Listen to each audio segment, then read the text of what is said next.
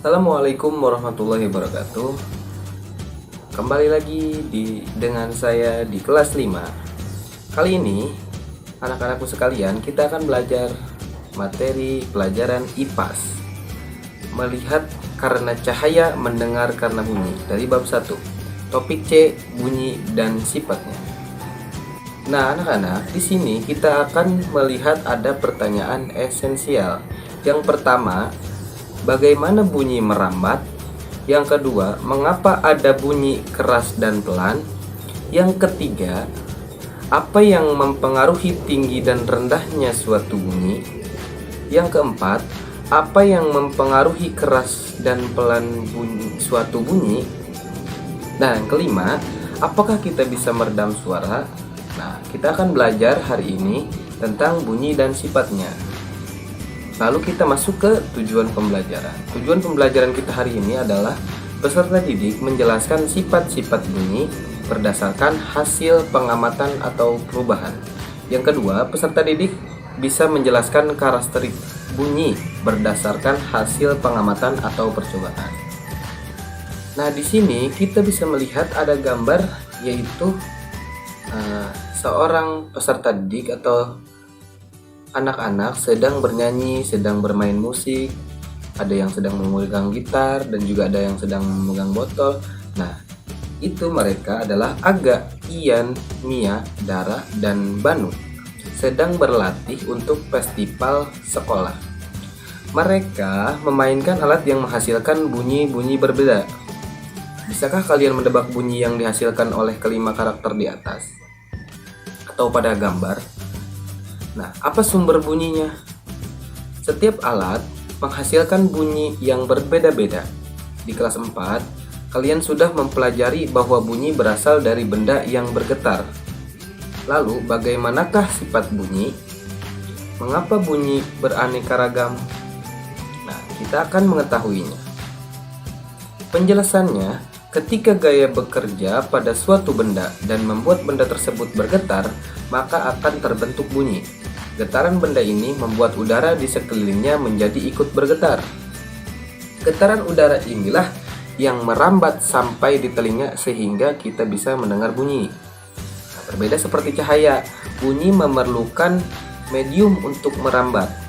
Medium tersebut bisa berupa benda padat, cair, atau gas. Hal ini menyebabkan tidak adanya bunyi yang dihasilkan di ruang vakum atau termasuk di luar angkasa. Bunyi juga tidak bergerak secepat cahaya. Sifat-sifat bunyi. Yang pertama adalah merambat ke segala arah. Berbeda dengan cahaya yang merambat lurus, bunyi merambat ke segala arah. Hal inilah yang menyembuhkan kita bisa mendengar bunyi walaupun tidak melihat langsung sumber bunyinya. Media padat merupakan penghantar bunyi yang paling baik karena kerapatan partikel yang tersusun pada benda padat. Oleh karena itu, bunyi yang dirambatkan pada media padat akan terdengar lebih keras dan cepat.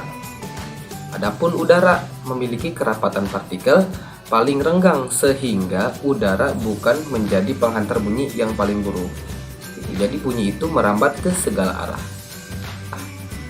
Lalu ke sifat bunyi yang kedua, yaitu adalah bunyi yang dapat dipantulkan. Walaupun dinding dan lantai kelas atau rumah terbuat dari benda yang keras, kita tidak mendengarkan gaung atau gema. Hal ini dikarenakan ruangan tersebut terisi dengan benda-benda lain yang menyerap suara seperti tirai, karpet, buku, tas, bantal, baju, dan benda-benda lainnya. Jika tidak ada benda, maka akan terdengar suara yang terpantul seperti gaung atau gema. Namun hasilnya berbeda bisa jika ruangan tersebut kosong. Jadi kalau ruangan tersebut kosong, itu kita bisa mendengar gaung atau gema. Yang ketiga adalah tinggi, rendah, dan intensitas bunyi. Energi bunyi merambat melalui sebuah medium dalam getaran yang terus berulang. Jumlah getaran yang dihasilkan setiap detiknya disebut frekuensi. Jumlah frekuensi ini akan mempengaruhi tinggi rendah nada. Semakin tinggi frekuensi, maka akan semakin tinggi nada yang dihasilkan. Frekuensi diukur dengan satuan Hertz atau bisa kita lihat itu Hz. Nah, lalu kita lanjut ke intensitas bunyi. Kita melihat ada gambar, yaitu gambar petir, yaitu gambar 1.26. Suara petir memiliki intensitas tinggi. Intensitas bunyi ini adalah seberapa keras sebuah bunyi terbentuk. Suara yang keras seperti petir memiliki intensitas yang tinggi. Suara yang pelan seperti suara orang berbisik atau suara senandung musik memiliki intensitas yang rendah. Bisakah kalian mencari contoh lain untuk bunyi yang memiliki intensitas tinggi atau rendah? Kita lanjut ke penjelasannya. Di sini kita bisa melihat intensitas bunyi daripada gambar yang kita lihat ini. Gambarnya adalah gambar seorang perempuan yang sedang bermain suling dan seorang laki-laki yang sedang memainkan gitar.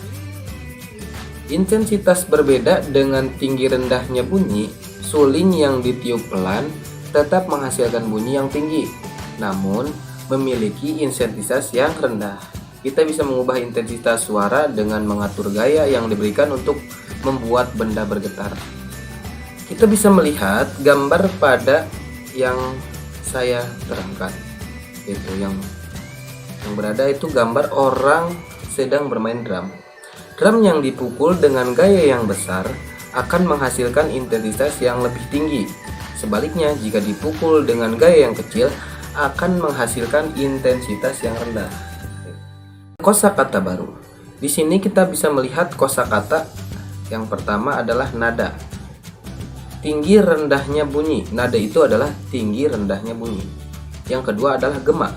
Gema itu bisa kita simpulkan menjadi bunyi pantulan yang terdengar kembali setelah sumber bunyi selesai bersuara, terjadi di area luas. Nah, gaung. Gaung itu bunyi pantulan yang terdengar kembali sebelum sumber bunyi selesai bersuara. Jadi seperti berbarengan gaung itu.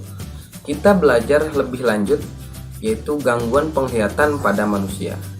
Beberapa hewan seperti kelelawar, lumba-lumba, dan paus menggunakan kemampuan yang disebut ekolokasi untuk mendeteksi musuh, menentukan arah, menghindari bahaya, mencari makanan, serta berkomunikasi.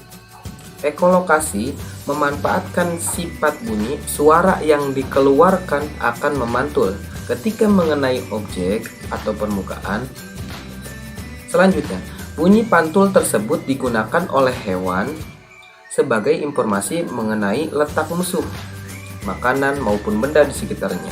Manusia tidak memiliki kemampuan untuk mendengar bunyi ekolokasi tersebut. Jadi di gambar ini kita bisa melihat kelelawar itu bagaimana sih mengekolokasikan suara itu.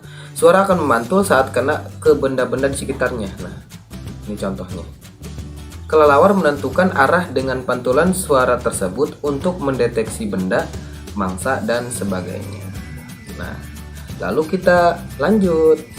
Kemampuan ekolokasi ini dipelajari oleh manusia untuk menciptakan berbagai macam teknologi, di antaranya ultrasonografi dan alat pengukur kedalaman laut.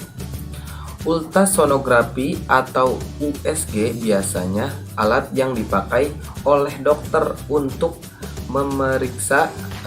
melakukan pemeriksaan bagian dalam tubuh kita. Nah, contohnya ada gambar yaitu kapal yang berada di atas air. Setelah kita belajar hari ini, apakah kalian sudah paham? Nah, di sini ada beberapa pertanyaan. Apa yang sudah aku pelajari? Apa yang sudah kalian pelajari? Yang pertama, kalian mempelajari bunyi yang dihasilkan oleh benda yang bergetar dan merambat ke segala arah. Yang kedua, bunyi bisa merambat melalui benda padat, cair, dan gas. Yang ketiga, bunyi bisa dipantulkan oleh benda-benda keras seperti tembok, batu, dan sebagainya. Namun, bunyi bisa juga diredam oleh benda-benda lunak seperti busa, bantal, karpet, dan sebagainya. Yang keempat, tinggi rendah bunyi dipengaruhi oleh seberapa cepat benda tersebut bergetar. Lebih cepat atau lebih lambat. Nah, yang kelima, seberapa keras bunyi dihasilkan disebut intensitas. Kita bisa mengatur intensitas bunyi dengan memperbesar atau memperkecil gaya yang diberikan kepada benda.